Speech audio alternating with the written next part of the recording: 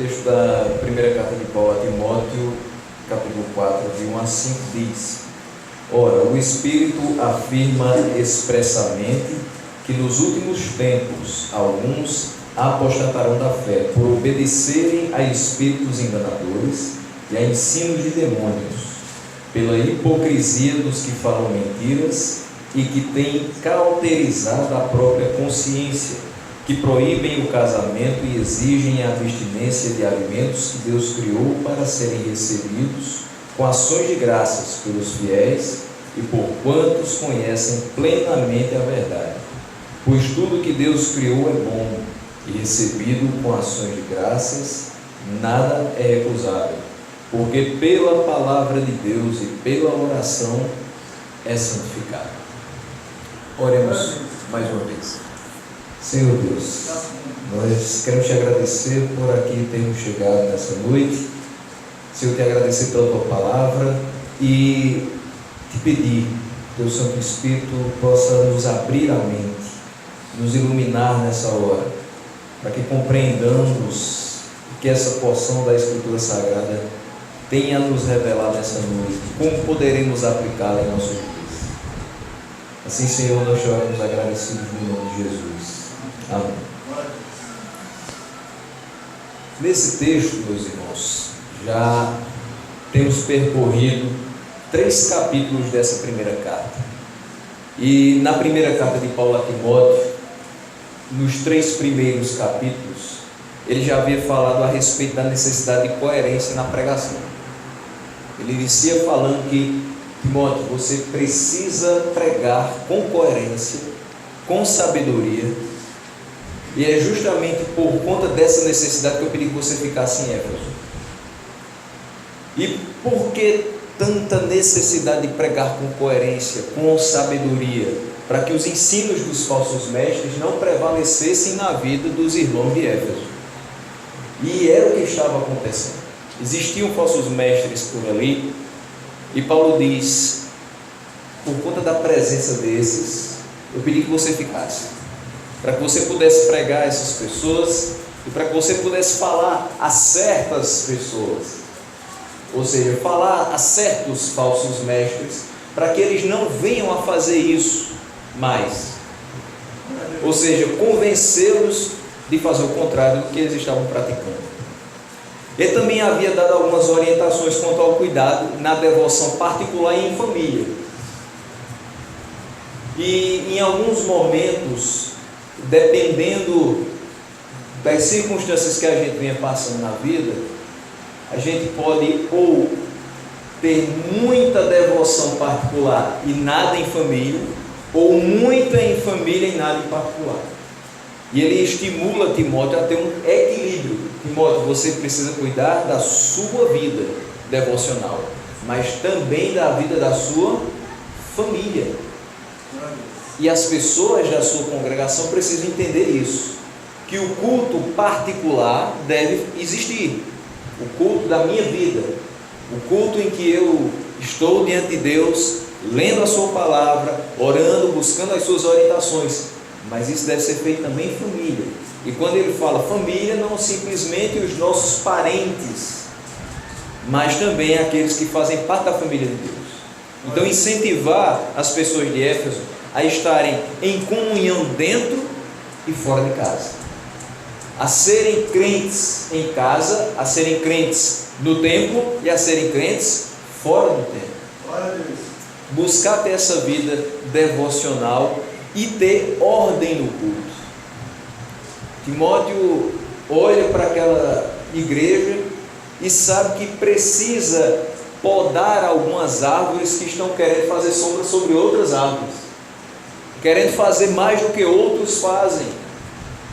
E aí as árvores precisam estar juntas, cada uma fazendo sombra no seu lugar, não tomando o espaço do outro. E aí Paulo diz a ele: olha, que haja ordem no culto, cada um exerça a sua função, cada um faça aquilo para o que Deus lhe chamou, cada um exerça o dom que recebeu do Senhor, e que isso seja para a edificação do corpo de Cristo, para o bem do corpo de Cristo, e não para a sua exaltação. Ao chegar nesse capítulo 4, ele vai buscar trazer à mente de Timóteo que vão surgir heresias.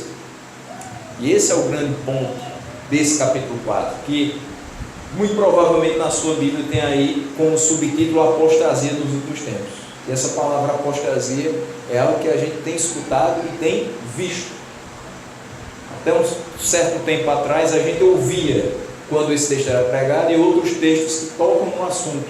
Mas hoje, infelizmente, nós temos visto com muita frequência. Por esse motivo de surgirem heresias, ele deveria ter uma redobrada atenção com aquilo que ele ia pregar. Quando eu sei que onde eu estou pastoreando existe a possibilidade de vir sobre aquela igreja heresias, eu preciso ter cuidado naquilo que eu ensino, para fazer com que as pessoas não se dobrem diante das heresias, mas elas se mantenham firmes na palavra. E é por isso que Paulo diz: Timóteo, heresias vão surgir, e você precisa estar atento com aquilo que você vai transmitir para os irmãos. Tenha uma redobrada atenção com isso.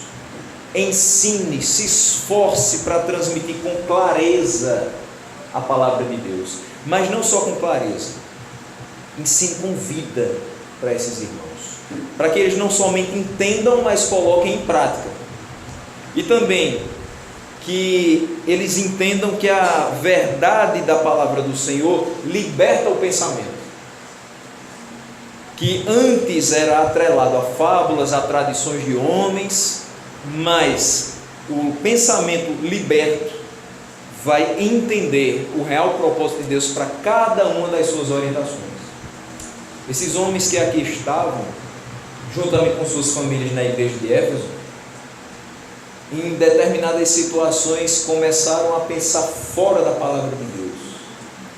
E nesses pensamentos fora da palavra, eles começaram a ser presos por fábulas, por ensinos, doutrinas de homens, e não percebiam a verdade da palavra que liberta. E essa verdade da palavra, oculta aos olhos deles, cada dia mais estavam presos nessas mentiras que eram pregadas. Então, no trabalho de ensino era importante que Timóteo não só trouxesse à luz a verdade das Escrituras, mas também denunciasse e corrigisse os falsos mestres. Às vezes a gente tem um certo temor de falar em nomes, em placas, em denominações, em figuras de pastores, em figuras de homens que falam alguma coisa a respeito da palavra de Deus, ainda com aquele pensamento muito pequenininho, muito ainda na ignorância da gente, de que se a gente tocar no ungido do Senhor, a gente vai ser fulminado.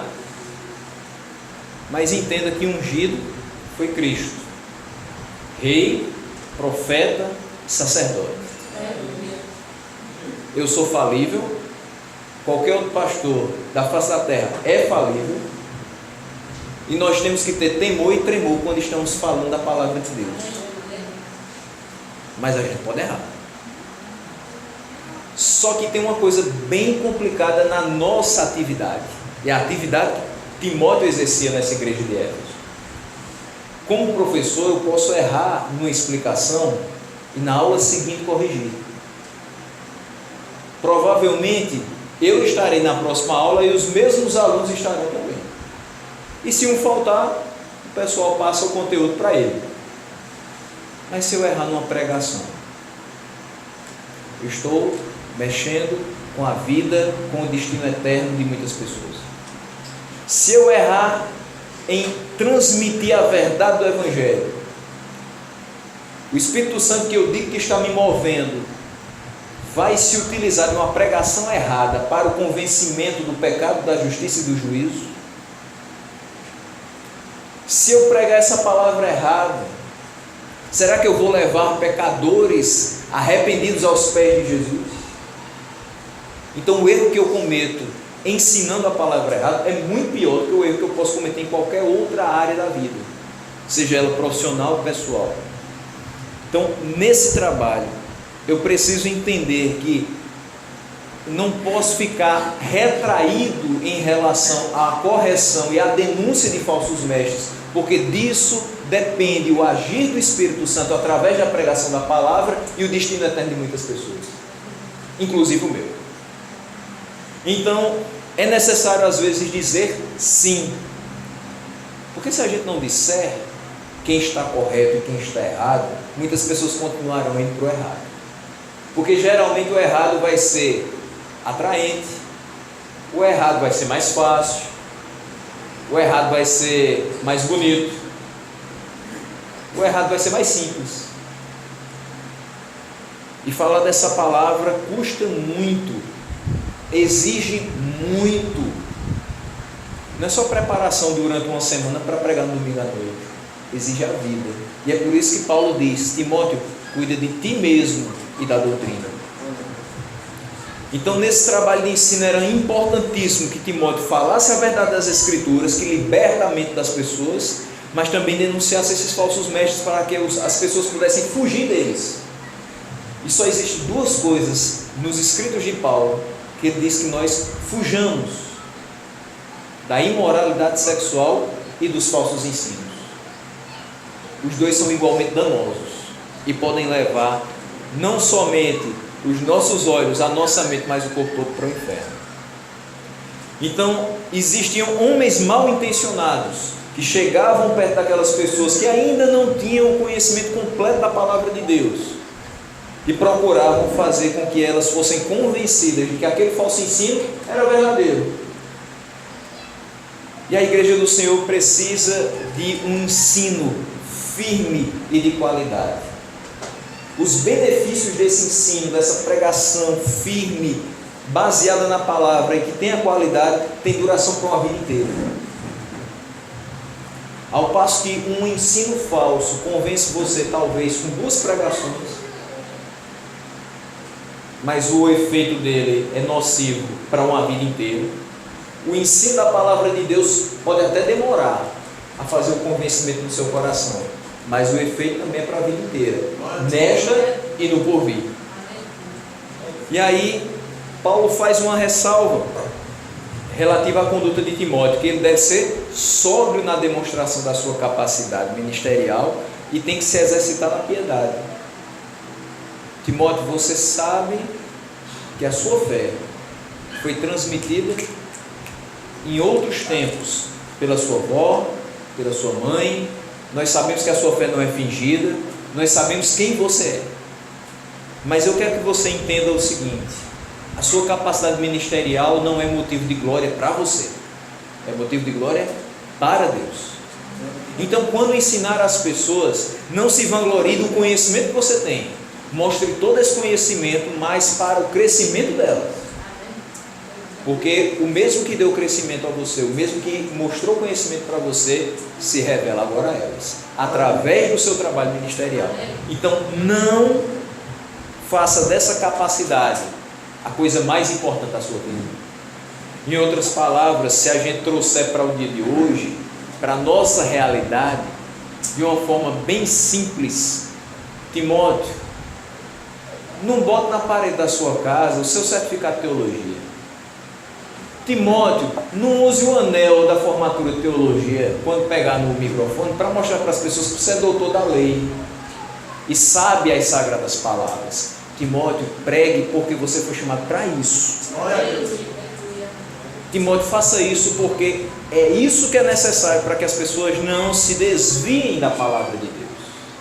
Faça isso com humildade, faça isso com sinceridade, entendendo que a capacidade vem do Senhor. E tenha sempre a sua esperança posta em Deus e seja vigilante sobre si mesmo. Quando ele fala tudo isso, é porque é muito fácil se deixar levar por determinadas palavras. Quem não quer escutar: meu irmão, você é uma bênção. Todo mundo quer escutar isso. Meu irmão, que pregação, você tem o dom da palavra. Isso é muito bom de escutar. Meu irmão, em Campina Grande não tem um que pregue melhor que você. Eita, isso aí. A pessoa vai inflando, daqui a pouco não tem, vai voar. De tanto ar que tem dentro de si, vai voar. Mas aí Deus tem o seu alfinete santo, que fura esse balão inflado do ego humano, esse orgulho pelas palavras elogiosas.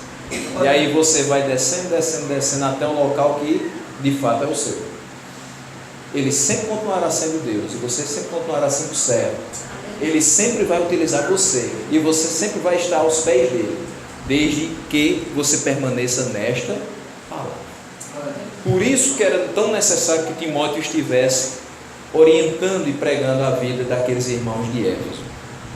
O versículo número 1, após essa primeira introdução, nós vamos agora para os 5 versículos, e nesse primeiro versículo nós vamos ver a razão da apostasia dos últimos tempos.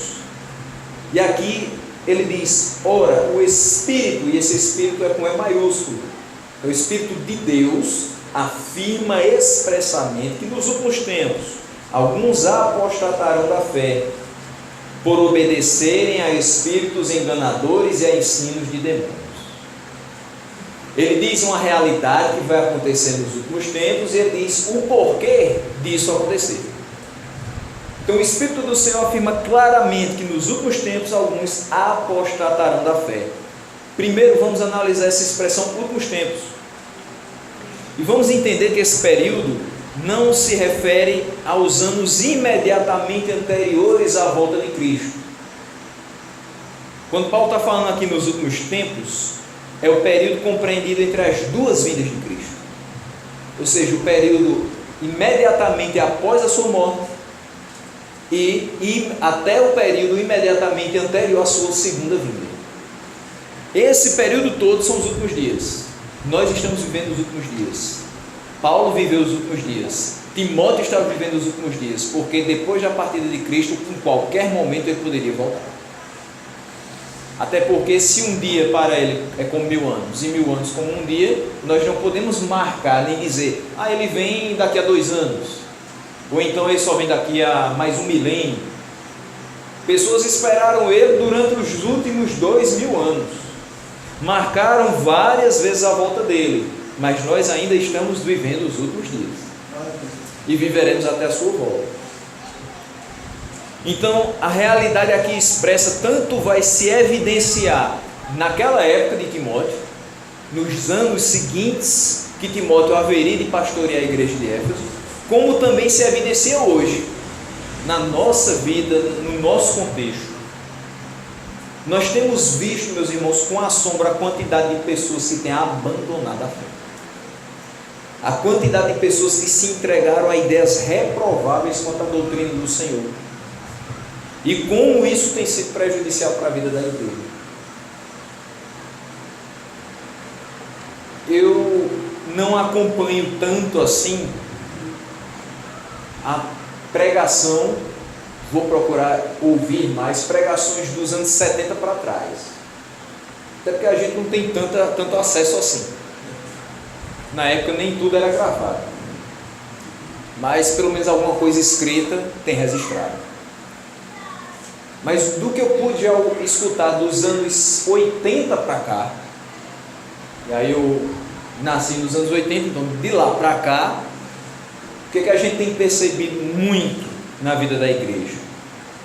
As coisas vêm caminhando a passos largos para uma fragmentação, uma divisão no corpo de Cristo, que só tem levado a prejuízos. Aqui no Brasil, principalmente, a gente vem passando por coisas que são simplesmente absurdas. A gente tem escutado, e não é porque a gente vai atrás, não, é porque as coisas vêm atrás da gente. Coisas que são horríveis, comparados com o que está na Bíblia. Lá pelo meio da década de 80, aqui no Brasil, começou um boom de igrejas do movimento gospel. Isso tudo trazido dos Estados Unidos. A gente devia copiar o que presta, mas infelizmente a gente copiou o que não presta. E até hoje a gente copia, né? Infelizmente. Existe muita coisa boa na teologia americana, mas o que veio para o Brasil foi o que há de mais danoso. Igrejas que privilegiam a pregação de prosperidade, palavras que são muito mais psicológicas do que pregações do Evangelho, ambientes que são preparados para você se sentir muito melhor, promover o seu bem-estar do que o seu constrangimento com o pecado, louvor que talvez a intenção é fazer o céu descer, mas o céu não vai descer, é você que vai subir, e isso se estiver no plano eterno de Deus. Então não tem como reproduzir o céu na terra, mas é o discurso, e a coisa vai tomando um vulto tão grande que hoje está difícil de voltar. Quem absorveu nos últimos 30, 35 anos toda essa mensagem, hoje talvez nem crê no que está escrito na palavra. É o caso de Caio Fábio. Quantas pessoas se reuniram em 1992, e eu estava lá, bem pequenininho, mas estava, em 93, ali no Parque do Povo, para escutar o reverendo Caio Fábio, o homem da Vinde, a fábrica de esperança lá em Franco da Rocha. A gente parava no sábado de manhã para escutar na Manchete ainda. Muitos aqui talvez nem são dessa época, os mais novinhos. Mas a gente parava para escutar aquele programa. E o homem era bom mesmo. E escreveu muitos livros bons. Mas ele foi absorvendo tanta coisa ruim, tantos ensinos de falsos mestres, que virou um. E hoje ele diz que a Bíblia tem erro. Ele diz que Deus não existe. Ele diz que Deus não tem poder para interferir nas coisas que foram criadas por Ele. Como é que a gente vai continuar crendo na pregação de uma pessoa como essa? Então, assim como Timóteo tinha necessidade de fazer, hoje nós temos que fazer também. Meus irmãos, era bom. E os méritos daquela época não são tirados. Os livros que foram escritos estão lá. As pregações que realmente eram bíblicas continuam registradas. Mas eu não posso dizer que hoje é a mesma coisa. E eu preciso ter cuidado para não virar também. Por isso que Paulo diz: Timóteo, tem cuidado de ti. Como é que você vai passar a palavra de Deus para outros se você não crê no que você prega? Timóteo, tenha cuidado de ti. Tenha uma vida devocional, creia nessa palavra, viva por essa palavra, e aquilo que você vai falar é simplesmente a consequência do que você já está vivendo, e as pessoas vão ver isso em você. Então, Timóteo está consciente sobre esses dias em que pensamentos perigosos e ameaçadores vão entrar no meio da igreja para desestabilizar a saúde espiritual daqueles que deram ouvidos a esses falsos mestres. Hoje tem muita gente escutando assim: você é o centro da palavra de Deus, o centro de Cristo é você, você é, só tem você, só tem você, você é a coisa mais especial dessa face da terra. E aí você diz: é mesmo, sou bom mesmo. Que coisa, eu vou me apropriar dessa palavra, eu vou ser tão bom, que não vai ter ninguém que vai se comparar comigo. É isso mesmo que a palavra diz que nós somos? Será que, como foi falado aqui, Deus se move e Deus age em todas as coisas por minha causa? Será que Deus faz as coisas primariamente para que eu seja feliz? Deus me colocou numa igreja para que eu fosse simplesmente feliz, e se eu não for feliz nessa igreja, eu vou para outra igreja para procurar felicidade, como os ímpios estão fazendo com o casamento. Eu não estou feliz com esse casamento, eu vou acabar, eu vou procurar outro para ser feliz. E parece ser muito lindo, porque você procura a felicidade. Felicidade é uma coisa boa, mas a felicidade do crente é corresponder à vontade de Deus e vê-lo glorificado através da sua vida. Amém. Ou seja, é tudo para Deus. Para nós são as consequências da glória de Deus. Quanto mais Ele é glorificado, mais nós devemos ficar felizes, mais nós devemos estar satisfeitos, porque foi para isso que nós fomos criados, para a glória de Deus. Então, por que alguns abandonariam a fé? Nesse contexto de pregações erradas, de falsos mestres, o versículo diz: por obedecerem a espíritos enganadores e ensinos de demônios. Você está aqui hoje, você está aqui há tantos e tantos anos, porque você tem dado ouvido à palavra de Deus, porque deste púlpito tem saído palavra de Deus. E eu oro a Deus que assim continue, porque isso em qualquer lugar da face da terra, no dia que de um púlpito de uma igreja sair alguma coisa que não seja palavra de Deus, começa a acontecer isso aqui. Pessoas começam a abandonar a fé, por darem ouvidos a palavras humanas, a doutrinas de demônios. Ah, mas é para ser feliz. Vai ser feliz com os demônios, se pregar errado a palavra de Deus. Mas é que eu quero me sentir bem, então tá certo. Se você conseguir se sentir bem no inferno, ok. Porque quem deturpa a palavra de Deus só vai ter um destino: o inferno. Mas quem seguir essa palavra e fizer parte do plano eterno de Deus, com certeza o destino é muito melhor. João Calvino, falando sobre esse versículo 1 de 1 Timóteo 4, vai dizer o seguinte: homens estavam inventando um culto divino pervertido para satisfação do seu ego. Imagine só, você chega no culto e diz: eu vim para glorificar a Deus, mas quem organizou o culto, quem vai pregar no culto, quem vai cantar no culto, diz assim: eu quero satisfazer meu ego. Então tem alguma coisa errada aí. Há um descompasso entre a sua vontade de servir a Deus e de congregar e de entrar em comunhão com os irmãos e de cultuar a Deus, e das pessoas inventarem um culto para satisfazer o seu ego.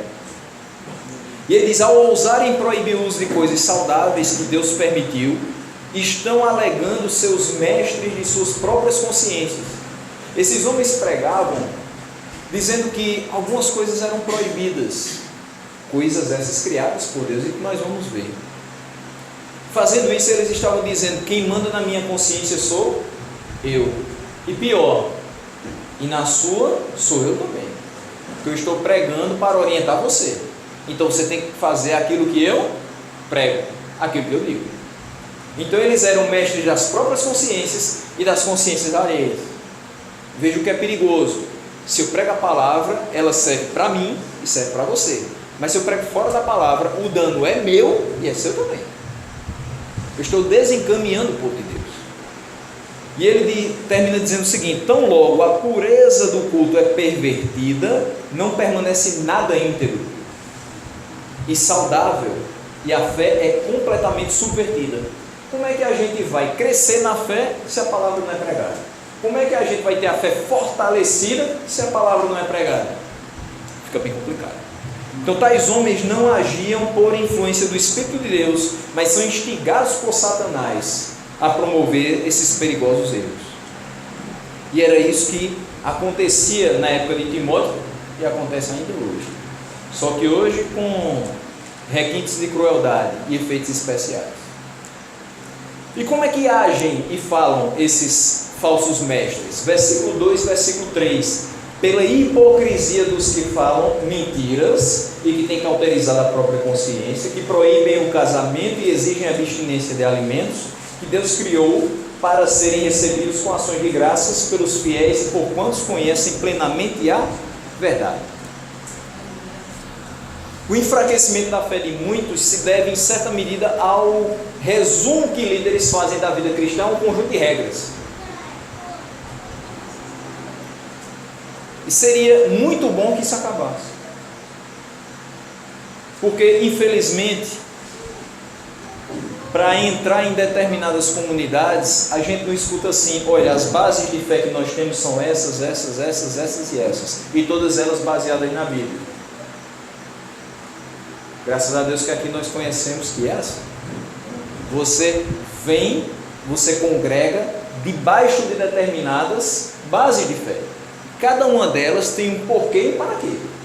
Tem textos que baseiam e foram estudadas por homens de fato comprometidos com a palavra de Deus. Mas imagine você chegar em um local e dizer assim: pastor, eu quero congregar aqui. Tá certo, meu irmão, então ó, não pode fazer isso, não pode fazer isso, não pode fazer isso, não pode fazer isso, não pode fazer isso, não pode fazer isso. Mas eu posso fazer alguma coisa, pastor? Pode ficar calado e obedecer a minha voz. Porque também, se for contrário a mim, fora. Ou sai ou vou para fora. Pronto, tem esses dois caminhos. Infelizmente existe local assim. E é triste, porque isso enfraquece a fé de muitos. Se eu não posso viver com liberdade a vida cristã, o que eu posso fazer?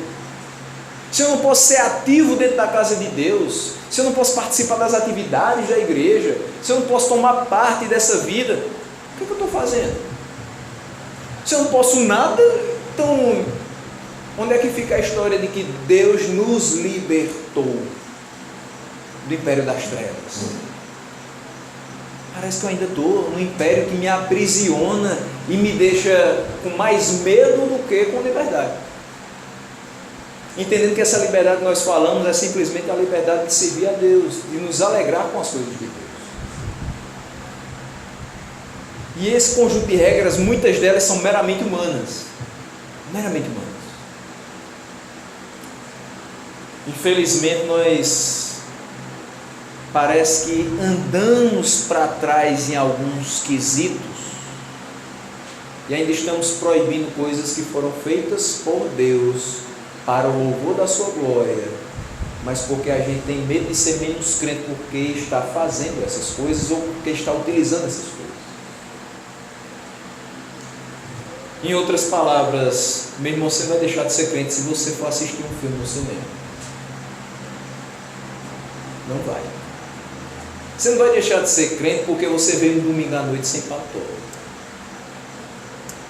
Você não vai deixar de ser crente se você botar uma bermuda e for fazer a parede da sua casa. E a pessoa passar na sua porta e diz: mas rapaz, é crente, está fazendo a parede da casa e está de bermuda, sim, vai fazer como? Não tem como. Você não vai deixar de ser crente porque você se reunir com a sua família e foi para um restaurante no domingo de manhã depois da escola dominical,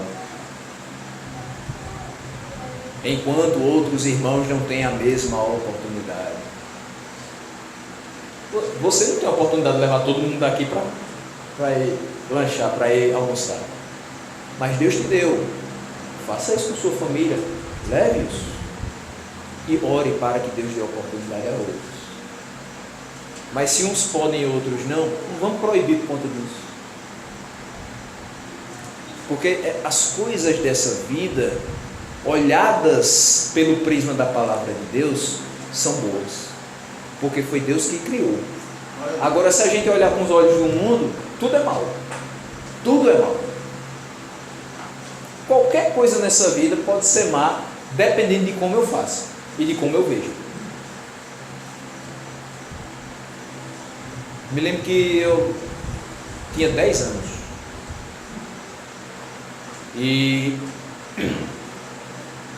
tive uma pequena contusão, uma luxação no tornozelo esquerdo. Passei uns 15 dias com engessado até o joelho do lado esquerdo. E foi num dia à tarde, eu estava depois do almoço, fui para o sol jogar bola. E aquele dali foi horrível. Eu fui para a igreja, o pé é uma bola. E eu fui. E estava doendo, que no final do culto a gente foi na Clips para poder engessar. No domingo seguinte, pela manhã, eu ainda estava, manco, subindo com muita dificuldade, mas achando massa, porque todo mundo estava assinando gesso, que era muito comum naquela época. E aí, isso já se passa mais de 20 anos, e aí a minha professora de escola dominical disse o seguinte: tá vendo? Se estivesse lendo a palavra de Deus, não tinha quebrado. Nem quebrou, mas ela fez aquele terror, Se estivesse lendo a palavra de Deus, não tinha quebrado. Se estivesse orando, não tinha quebrado. Não estava com esse gesso agora. Disse: professor, só que qual o mal de jogar bola? Tem algum Irmão, eu estou jogando sozinho.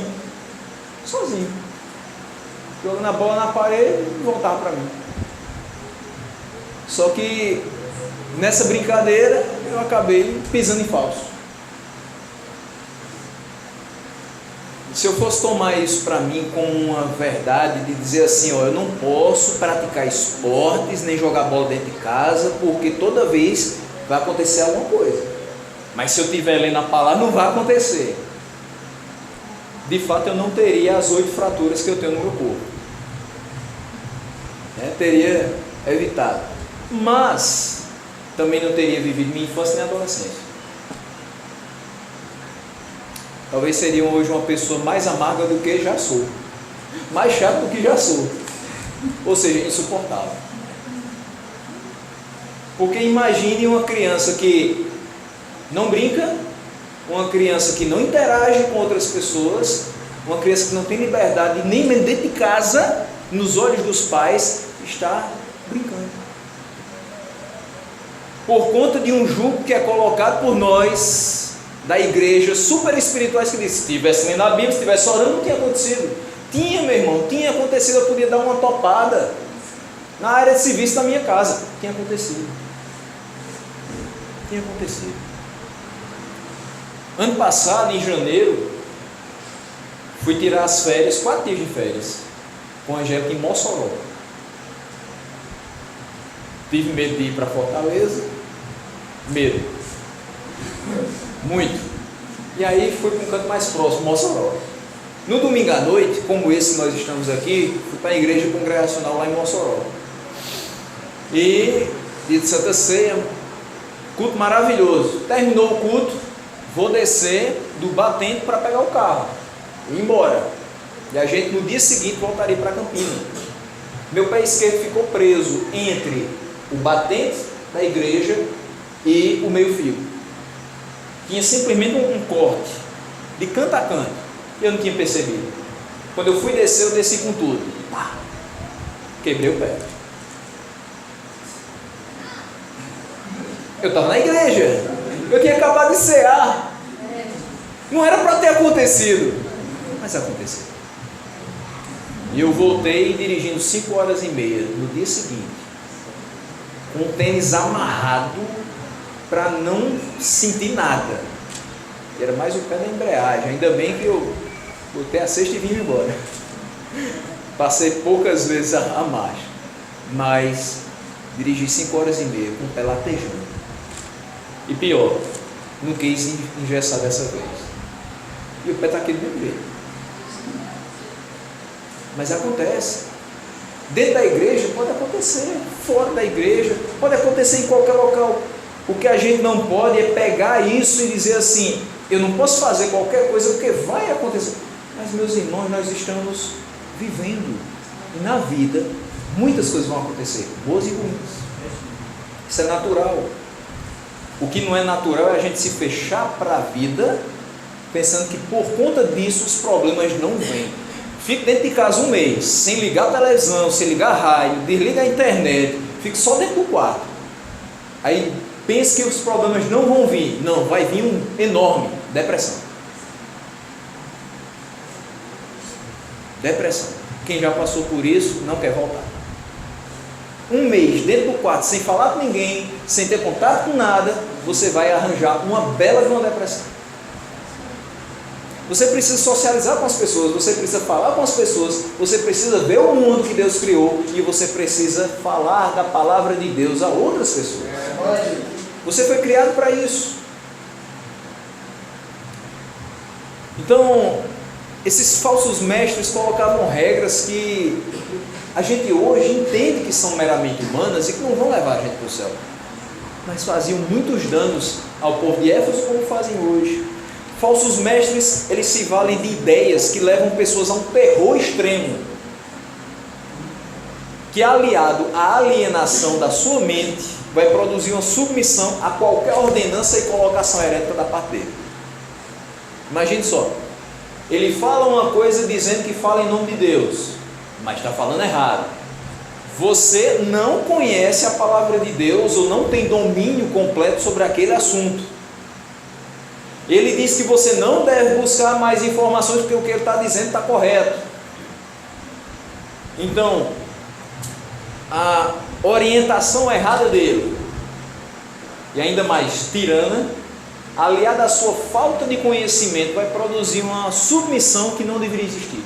E você vai dizer: eu vou respeitar porque foi o pastor que falou. Mas você está pregando errado. Você vai seguir? Infelizmente, existem comunidades inteiras caminhando a passos largos para continuar ignorantes até o fim da vida, porque acham que não podem questionar. Porque, não, mas o pastor falou e ele disse que era a palavra de Deus. Mas não era. Abra a Bíblia, estude a Bíblia. Peça a orientação do Espírito Santo que você tem aí dentro de você. Peça para que ele abra os seus olhos. Não só para ver as bênçãos, mas para ver as questões que são necessárias antes que as bênçãos venham. Porque se você não abrir os olhos para a verdade desse Evangelho, não vai ter bênção não. Vai ter muito prejuízo, muito choro, muita dificuldade. Os falsos mestres da época de Timóteo e Paulo não são diferentes dos que se apresentam no nosso tempo, que são hipócritas quanto ao seu proceder, proferem mentiras para continuar manipulando a mente dos que escutam e fazendo acreditar em toda a falsidade que dizem. Meu irmão, se você der aqui hoje, plantar essa semente de R$100, você vai colher 10 vezes mais. E pode provar, se em 7 dias o Senhor não lhe der, você vai fazer o quê? Vai ajudar? Não, né? Eu vou ficar sem os 100 e sem os 1000. Menos 1.100. É isso que tem acontecido. Quantas pessoas que falam assim: eu perdi tudo, porque quis. Abra a Bíblia. A semente que se planta no coração do homem é a palavra de Deus. E em cima dessa palavra, nessa semente deve ser regado todos os dias uma vida devocional. Essa planta cresce, mas precisa ser regada. A semente foi plantada pela pregação do Evangelho, mas se eu não tiver disposição de ter uma vida cristã de qualidade, essa semente não germina. E eu preciso ler a palavra, eu preciso entender a palavra, e eu preciso viver a palavra. Eu posso ir atrás de coisas que são ditas, talvez buscando um benefício para mim, mas que no final vai ser um malefício para mim e para os outros, principalmente os da minha família. Eles sabiam que, e os do presente tempo sabem também, que se for dado ao povo conhecer a verdade das Escrituras, a popularidade deles cai. E cai vertiginosamente, a sua reputação vai ser colocada em xeque. Opa, peraí, o que você está pregando não está na palavra não, então eu não vou aceitar. Então você é um falso mestre. O que você está pregando está errado, então eu também não vou ouvir. Isso tem acontecido. Se o povo conhecer a verdade das Escrituras, não vai dar ouvido aos falsos mestres, e eles vão ser cada dia mais colocados no esquecimento, colocar onde eles devem ficar mesmo. Acostumados a mentir e esconder a realidade bíblica e prática dos que os seguem, eles são caracterizados por ter a mente cauterizada. É o que diz aqui o versículo de número 2. Eles têm a mente cauterizada, a própria consciência cauterizada. Ou seja, eles não fazem mais distinção do que é certo e do que é errado. Eles fazem o que é errado, pensando que é o certo e acreditando que estão certos. Há um tempinho desse, pouco mais de um mês, o famoso herege Benny Hinn diz que está se arrependendo das coisas que pregou. Aquela história de passar o paletó e todo mundo caiu. Bota a mão na cabeça, o cara sai rodando. Aquela coisa toda que ele falou, os livros que ele escreveu, né? O nome é tão lindo, né? Bom dia, Espírito Santo, mas não lê não. Tem tanta coisa errada ali, né? E se ele se arrepender de fato, é uma bênção. O tempo vai dizer, né? Se ele de fato se arrependeu, e se ele se arrependeu daquilo que ele pregou, que maravilha. a gente vai ficar muito feliz de que ele agora começa a pregar a verdade do Evangelho. E eu espero que as pessoas que rejeitaram os seus falsos ensinos possam ser os primeiros a dar oportunidades para que ele agora fale sobre a verdade que ele de fato encontrou. Que eles não sejam de fato pessoas que o afastem do arraial dos verdadeiros filhos de Deus, porque foi isso que aconteceu com Paulo. Não em relação às heresias, mas Paulo foi desacreditado por perseguir os cristãos. Então, quando ele se torna um cristão, quando ele é convertido por Cristo, algumas pessoas ficaram: eu não vou crendo no que você está dizendo, não. Eu não vou dar oportunidade para você, não. Você é perseguidor de cristãos. Você pegava cartas para ir perseguir os cristãos e matá-los. Eu não vou estar junto com você. Vai que você agora diz que é cristão para ser mais fácil estar junto da gente, pegar a gente, prender e entregar para ser morto. Vai que não é estratégia sua. Eu não acredito em você. Até que de fato ele começou a ser crido por conta da mensagem do Evangelho e porque ele era apóstolo de Deus, motivado e guiado por Cristo. Então as pessoas viram que de fato existe transformação de vida pela palavra. Eu tenho muita esperança que não somente Benihim, mas outros sejam transformados pela palavra e possam pregar para que outros também sejam transformados pela palavra. Mas eles, durante tanto e tanto tempo, eles não sabem mais o que é certo, o que é errado, o que é pecado, o que não é pecado. Eles pregam de todo jeito e eles consideram tudo como correto na execução dos seus planos e na manutenção dos seus propósitos. Esses homens, eles arregimentavam muitas pessoas para si. O pastor tem que fazer discípulos de Cristo. O falso mestre faz discípulos de si mesmo. Então, esses homens que faziam discípulos de si mesmo, tudo eles faziam para que esses planos da cabeça deles dessem certo. E tudo eles faziam para que as pessoas não conhecessem a verdade e eles fossem mantidos no mesmo lugar. Lugar de honra que as pessoas davam, porque eram pessoas da parte de Deus, ou pelo menos pareciam ser. Então Paulo vai descrever especificamente os que estavam corrompendo as mentes de alguns da época, mostrando que eles adotavam uma visão dualista, gnóstica, de que tudo que é matéria, tudo que é carne é mal, tudo que é desse mundo é mal.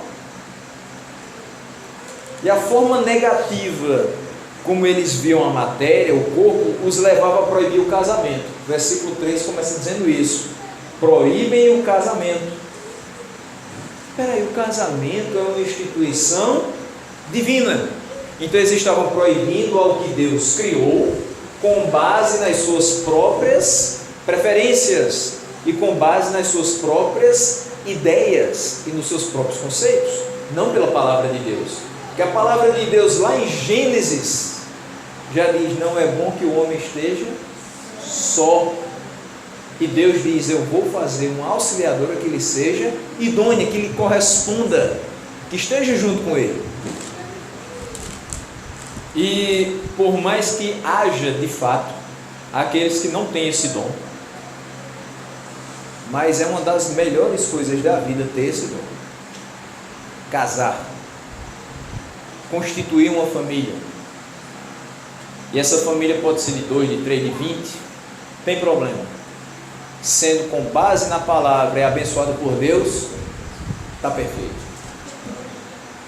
Então eles proibiam o casamento. A ideia passada por eles era que sujeitar o próprio corpo a privações os levaria a um estado de espiritualidade maior. É o seguinte: olha, você que não é casado, não case. Sabe por quê? Porque você vai ser mais espiritual. Você que é casado, se você pudesse se apartar, era melhor, para você ser mais espiritual. Falsos mestres, incitando não somente pessoas que têm o dom de casar, que foram criados para casar, que foram estimuladas por Deus a contrair o matrimônio, a viver presos dentro de uma coisa que eles não foram chamados para viver. E mais, pessoas que já estão casadas sendo estimuladas a se divorciar, sem motivo aparente, simplesmente para serem mais espirituais.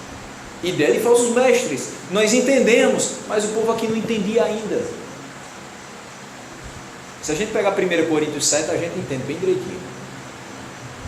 Só que esse povo aqui de Éfeso parece que não tinha tido acesso à carta de Paulo aos de Corinto, e aí não estava entendendo bem essa história de proibição do casamento. O que ficava claro era que a ignorância, a arrogância e a imoralidade desses falsos mestres eram encobertas por essa capa de piedade. Ele mandava o povo ser mais espiritual, sujeitando o próprio corpo a privações, mas eles não sujeitavam o corpo deles. Eles eram imorais, eles eram arrogantes no conhecimento deles e faziam com que pessoas estivessem abraçando uma piedade falsa, externa apenas, mas que dentro não tinha nada de verdadeiro. Os seus ensinos contradizem as coisas boas criadas por Deus. Nós temos aqui vários casais, graças a Deus. Aqueles que já são casados e aqueles que estão no caminho. E a gente passa por provações, privações, contendas, problemas, falta de dinheiro, menino que chora, menino que grita, e aquela coisa toda. Menino que é chamado na coordenação da escola, você vai lá, a cara no chão. Mas você casaria, eu espero, e a minha oração é essa, eu espero que você tenha o mesmo sentimento que eu. Você casaria 1000 vezes com a mesma pessoa, e você faria tudo de novo. Você comeria só feijão com farinha com ela todas as vezes que fossem necessárias para viver o que você está vivendo hoje, porque você tem convicção de que foi Deus que uniu você. Como é que eu posso proibir alguma coisa que foi Deus que fez? Além de proibir o casamento, eles pregavam a abstinência de certos alimentos, né? Terminando aí o versículo 3, exigem a abstinência de alimentos que Deus criou para serem recebidos com ação de graças. Então eles exigiam que aqueles irmãos deixassem de comer determinados alimentos. Meus irmãos, não dá para a gente agora voltar para uma época de dizer assim, meu irmão, comendo carne de porco, né? Pode não, viu? Ó, Levítico aí, meu irmão.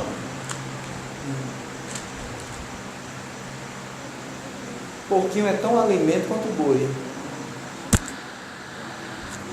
quanto as aves,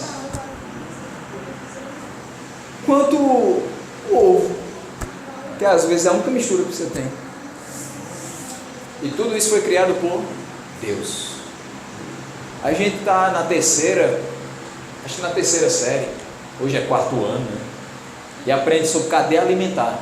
E a gente aprende que os seres humanos se alimentam mais recorrentemente de fontes animais, mas também de fontes vegetais.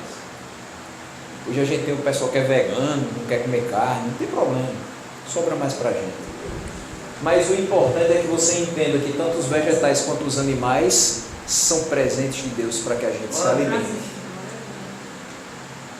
E devem ser recebidos com ação de graças.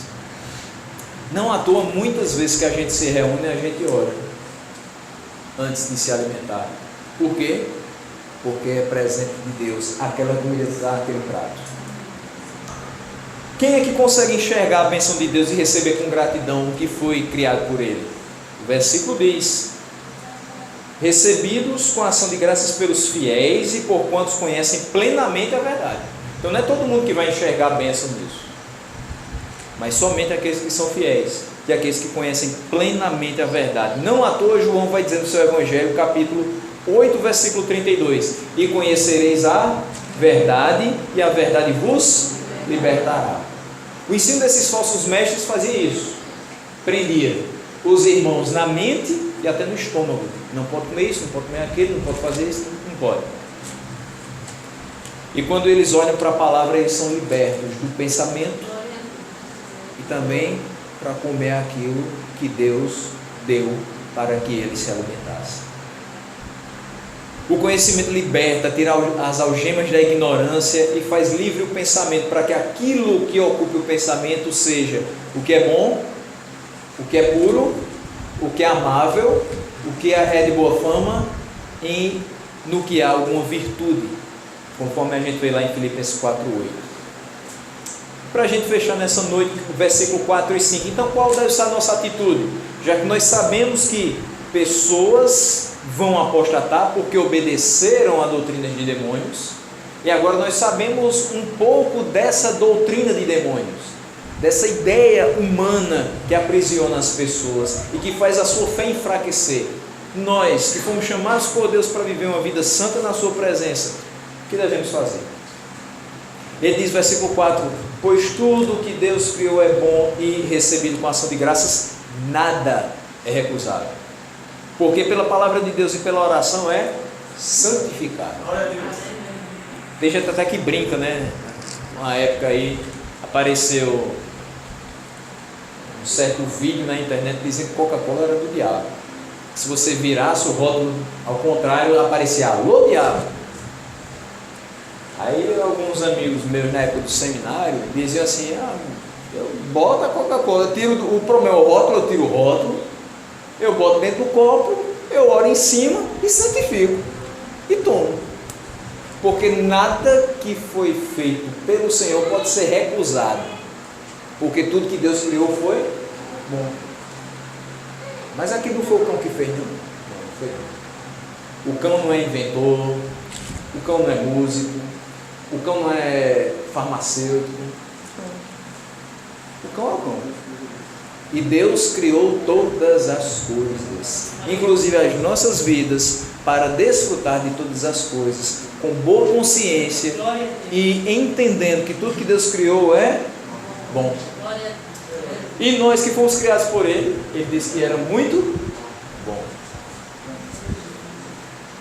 Veja, meus irmãos, tudo que Deus criou é bom e a gente não pode fazer questão por conta do cardápio do irmão. Não pode. Não vamos trazer de volta a lei dietética judaica. Os judeus tinham esse problema. Nós não. A nossa base de vida não é o livro de Levítico, é a Bíblia como um todo. E a lei cerimonial judaica e a lei dietética judaica passou. Até porque nós somos cristãos, não judeus. Então, nós não estamos esperando o Messias, nós já estamos salvos pela fé que temos no nome do Filho de Deus, o Messias prometido. Não vamos nos dobrar diante de regras humanas desprovidas de entendimento bíblico. Mas o pastor disse que era para fazer isso. Está na Bíblia? Não, então não faça. Mas o irmão ali, olha, aquele é irmão de oração, aquele irmão é de fé mesmo. Ele disse que era para fazer isso. Está na Bíblia? Não, então não faça. Não procure essas coisas. Isso vai empalhar a sua vida cristã. Recebamos tudo que Deus criou com ação de graças, porque para os cristãos não há proibição alguma em relação a certas comidas. Olha o que é que diz Atos 10, versículo 15. Segunda vez a voz lhe falou a Pedro: ao que Deus purificou, não consideres comum. Deus purificou. Não considere ordinário, não considere comum, não trate de qualquer jeito, receba com ação de graças. 1 Coríntios 10, 25 e 26 diz: comei de tudo que se vende no mercado, sem nada perguntar-lhes, por motivo de consciência, porque do Senhor é a terra e a sua plenitude. Não queira saber a procedência. A procedência é do céu. Paulo falava aos coríntios em relação até a carne sacrificada a ídolos. Ele disse: se você não souber que foi sacrificada a ídolos, por conta da sua consciência, coma. Agora, se lhe alertarem, não coma. também por conta da consciência. Entenda que o que não tem aparentemente maldade, então não coloque maldade naquilo. Agora, se está visível aos olhos que é mal, se afaste. Seja sábio e use a palavra do Senhor para guiar o seu comportamento. Comida e bebida são presentes de Deus que devem ser consagradas pela ação de graças. O que aos olhos dos ímpios e hipócritas parece impuro, para os que conhecem a verdade é santificado por meio da palavra de Deus e da oração. E em resumo, meus irmãos, que nós possamos viver em verdade. A verdade liberta o homem, a verdade da Escritura.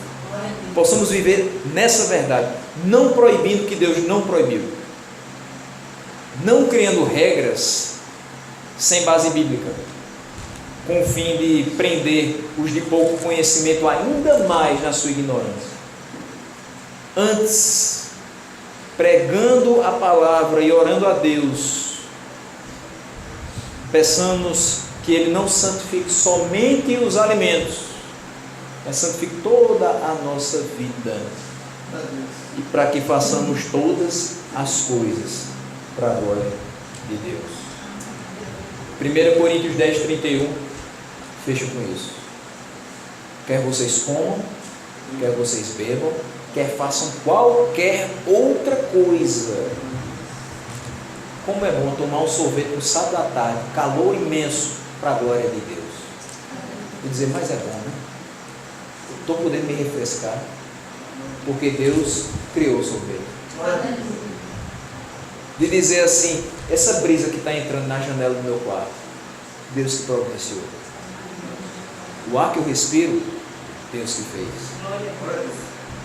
A roupa que eu visto, foi Deus que deu inteligência para alguém fazer, alguém costurar, e eu estar usando.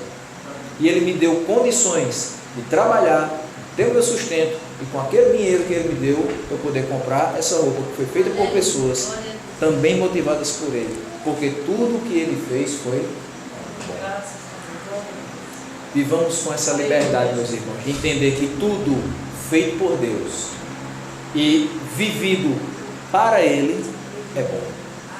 A vida cristã é boa, difícil, mas é boa. Tem os percalços que os falsos mestres colocam no nosso caminho, mas é muito bom.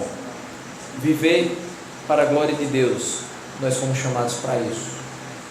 Vivamos única e exclusivamente para a glória de Deus.